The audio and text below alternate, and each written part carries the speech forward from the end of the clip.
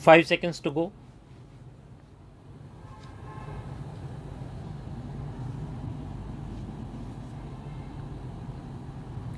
Start. The principles of fairness and transparency of adjudicatory proceedings are the cornerstones of the principle of open justice.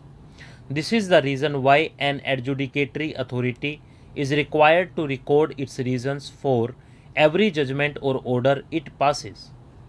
However, the duty to be transparent in the adjudicatory process does not begin and end at providing a reasoned order. Keeping a party bereft of the information that influence the decision of an authority undertaking an adjudicatory function also undermines the transparency of the judicial process. It denies the concerned party and the public at large the ability to effectively scrutinize the decisions of the authority, since it creates an information asymmetry.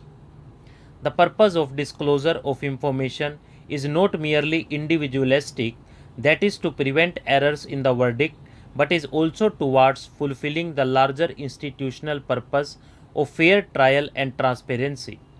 Since the purpose of disclosure of information targets both the outcome and the process, it would be insufficient if only the material relied on is disclosed.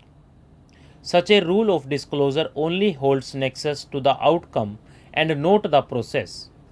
Therefore, as a default rule, all relevant material must be disclosed. There is no doubt that the set of facts portrayed herein are unique. The impugned action of the appellant hails back to the year 1994, and almost 3 decades have gone by without there being any light at the end of the tunnel. The investigation report by SEBI in 2005 was inconclusive about the alleged offence. There is even a communique by the Minister of Corporate Affairs, Union of India, recommending closure of the case as they found nothing to further the prosecution under Section 77 of the Companies Act 1956. In this light, SEBI's action to initiate a criminal complaint without providing the appellant an adequate opportunity to defend itself by releasing necessary reports and other documents cannot be appreciated by this court, as it is in gross violation of the appellant's right to natural justice. While dealing with the necessity of document disclosure in cases where prosecuting authorities blow hot and cold, this court has held as under. The principles of natural justice demanded that the appellant be afforded an opportunity to defend his case based on the material that had exonerated him initially, which was originally accepted by the state. The approach of SEBI in failing to disclose the documents also raises concerns of transparency and fair trial. Opaqueness only propagates prejudice and partiality.